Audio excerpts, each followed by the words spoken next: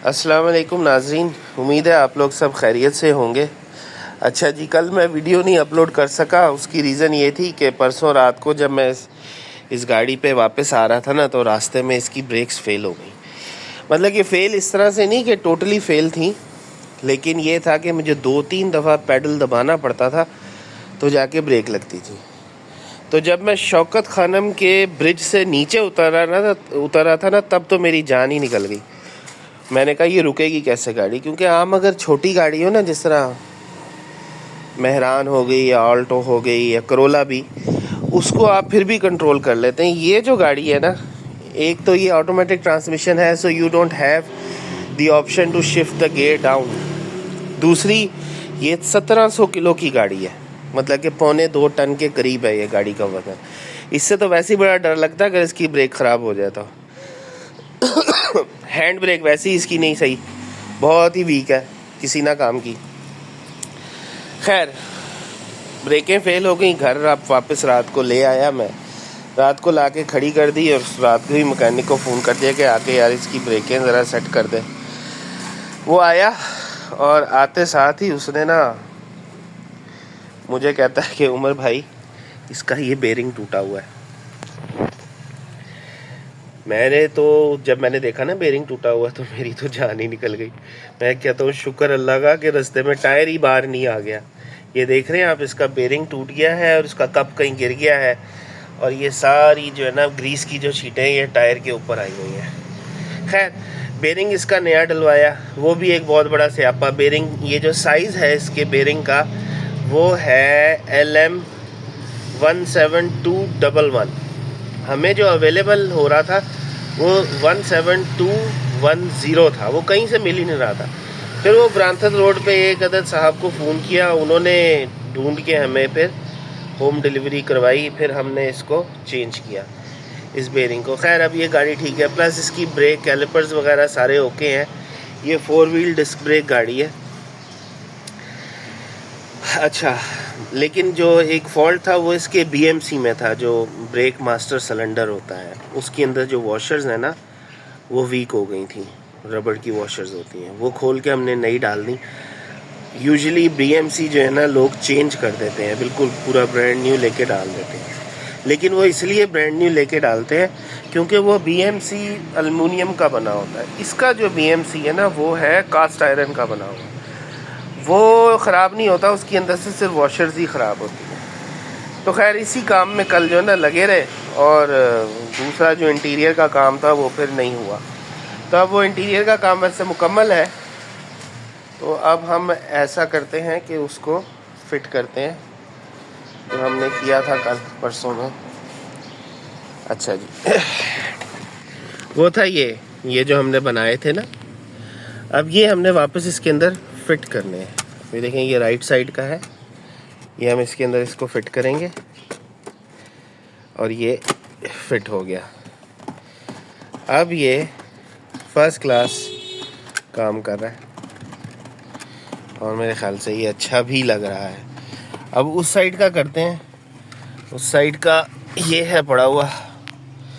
अब ये है कि उस साइड पे आता हूँ मैं, करता है। ये देखें, ये मेरी बिल्ली जो है ना, ये इसने बेड़ा गर्क कर दिया मेरे कारपेट का। इसको 1 मिनट का जो ना हर काम पुठा करता है ये। अच्छा जी, चलो अब उस साइड पे आते हैं।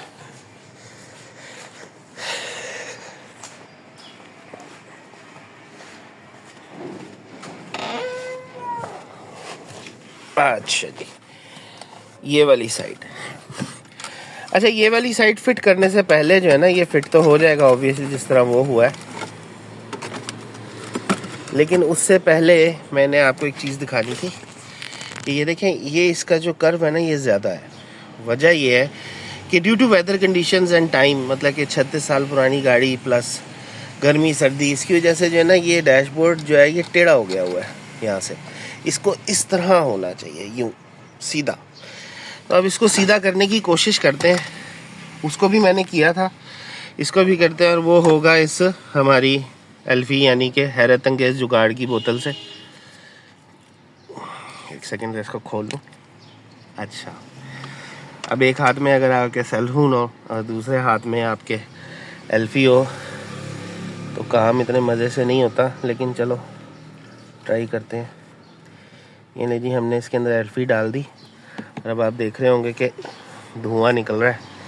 अब हम इसको यूँ दबा के रखते हैं इस तरह से।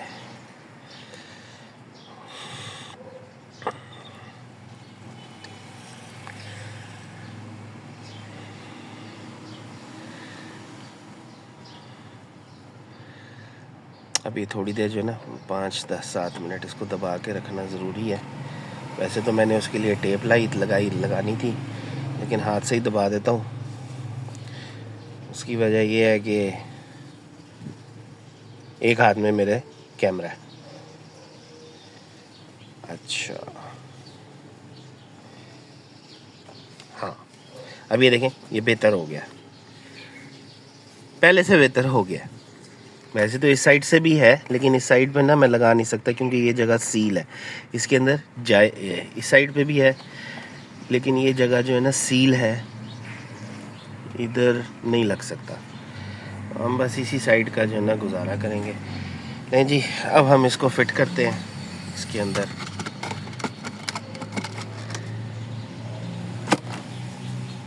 हाँ, ये भी ज़बरदस्त काम कर रहा है, फर्स्ट क्लास, मज़ा आ गया और अच्छा भी लग रहा है।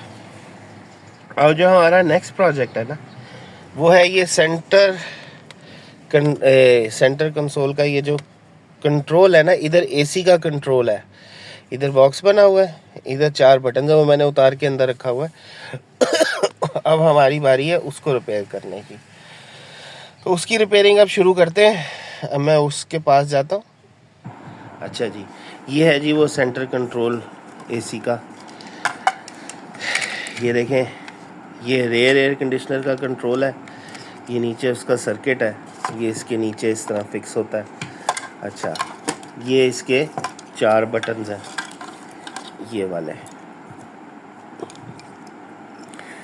अब इन बटन्स की हालत ये है कि ये टूटा हुआ है, ये भी टूटा हुआ है, ये भी टूटा हुआ है, ये भी टूटा हुआ है। और इसके ये जो हिंजेस हैं ना, ये एक हिंज है, ये दूसरा, ये तीसरा। अब इसका एक साइड का, इसका एक साइड का, इसका एक साइड, इसके दोनों साइड के सारे टूटे हुए हैं। तो ये हिंजेस तो हम दोबारा नहीं बना सकते, पॉसिबल ही नहीं है। और ऊपर से आप इसकी हालत भी देखें, इसका प्लास्टिक भी काफ़ी ज़्यादा, जैसे कहते हैं ना, गंदा ख़राब हुआ हुआ है।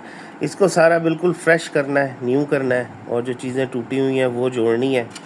अब ये काफ़ी ज़्यादा इस हवाले से आइडियाज़ हैं माइंड में, लेकिन देखें अब कौन से वाला काम करता है। तो ये है जनाब अली जो हमारा अब नेक्स्ट प्रोजेक्ट है। ठीक है, अब इस नेक्स्ट प्रोजेक्ट के हवाले से हम काम शुरू करने लगे हैं। तो ये वीडियो जो है ये यहाँ तक ही है। अब जो नेक्स्ट वीडियो है वो इसकी रिपेयरिंग के लिए स्टार्ट होगी। ठीक है।